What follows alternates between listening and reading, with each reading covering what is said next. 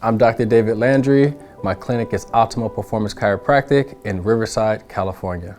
As chiropractors, we're trained how to adjust and run different machines. As far as the business, we really don't get that in school. You can be the best chiropractor and you really learn this right off the bat. That means nothing when it comes to actually building something monumental or building something that you can leave to a family member, or even if you want to sell it, whatever that goal might be for you. But you really got to know the tools behind the business to actually run a business. I think a lot of times we, as chiropractors, myself included, we think we have a business, but we don't. Right? We have a hobby with a license. You got to learn those operations, so you can't just be reliant solely on your skill level as far as being a chiropractor. That only goes so far for actually having a successful business. We will have some great collection months in the office, but the bad part is it'll go up, and then the next month we'll take a huge dip.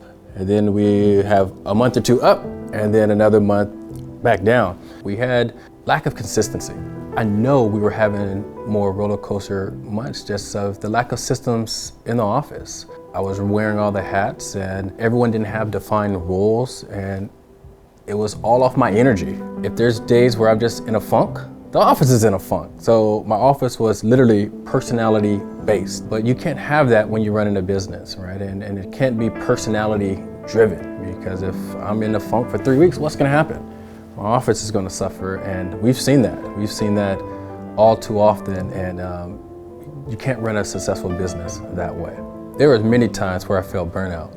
I mean, there was times where I literally would get home from the office and I'm falling asleep on the couch. 7:30, I'm knocked out. Physically, it was taxing, but more than physically, it's mentally draining. And then knowing that tomorrow you gotta do it again, right? You gotta do every aspect of the office every day, 5 days a week.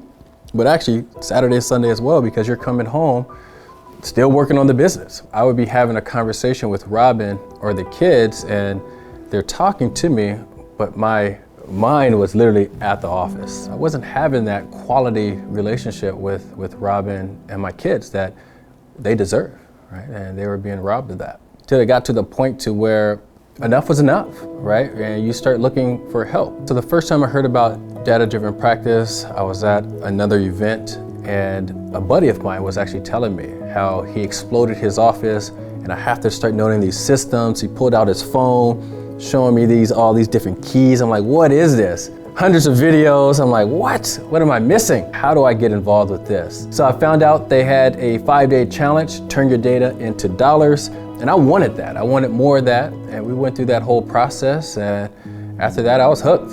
So in this challenge, my big epiphany was I built myself a job and not a real business. And we knew that if we wanted a real business, we had to put the systems into place to buy back our time. Coming out of the challenge, I jumped right in and we hit the ground running. So with Evolution 10.0, one of the biggest things that we learned were we didn't have people in the right seats. We didn't have the right systems in place as far as new patients, marketing, case manager, office manager. We didn't have those roles in place, and we knew that we needed to move those in the right direction. The driven operating system helped me by realizing that I was the bottleneck, so to speak, and for me to continue to grow this office and to build a business, I had to learn how to build a data-driven team. And once the team was able to solve their own problems, that allowed me to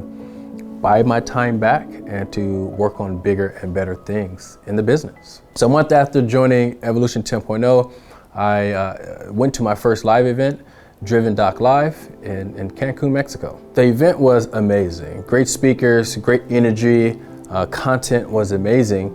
But then they start getting to the awards. And this is where they were presenting different awards for different milestones in your office. $1 million, $2 million, $3 million awards, $4 million awards. And I'm with my wife and I'm just sitting there. Right? And to me, it felt like majority of the room was getting on stage. And maybe it wasn't, but to me, it felt like majority of the room was getting on stage. And more importantly, I was embarrassed. I was embarrassed of why wasn't I up there. I felt like I was just as good as everyone else on that stage. And I'm sitting there and my blood is boiling. And I remember talking to my wife and saying, okay, this is what we need to do. I realized what I need to do to, one, get on that stage and be a driven doc, and what systems need to be in place first. So I had a list that I wrote down on in order of the first few things that I'm going to accomplish right away, and what I needed to put in place coming back to California, and how we'd never have this feeling again moving forward. Right after the live event is when we had to let a bad employee go. And with doing that alone, catapulted our office dramatically. It's just realizing who's really on your team and who really has your back and who really wants to see you succeed and the business succeed and the office succeed. And that cost me easily a few $100,000. When we were stuck at 80,000 and dropping to 50 to 60,000 and then going back to 80, we could have easily been at 130, 140, 150 a month as far as collections wise. So if we're measured on a dollar value, hundreds of thousands of dollars over that last year and a half that we had that employee. Our team is amazing. We actually have the best team that we've had so far. As soon as we had that team, we started having our best months ever moving forward, and we started having more stability in the office with more consistency. And we continued to have stable growth since then. It feels great having more stability in the office, from going from a job moving to transitioning to having more of a business in the office. It's definitely a great feeling. And that comes from moving more away from the operator phase to more of the leader phase. We have our fractional office manager, and that allows me to have more time to look for and build that first associate in the office who's going to grow into our prime provider. The vision of the office over the next year, we'll have a couple more doctors in the office. We'll have a full-time office manager, case manager, and me working more on the business. I love the marketing aspect that allows me more to film more content and do more content in the office. Buy back some of my time, being able to coach my son, go to my kids' events that they always have, and we can spend more time with each other. I was able to take my son to a Lakers game and have phenomenal seats and let him see LeBron James and those type of things that we were unable to do before, but now we can do those type of things without question.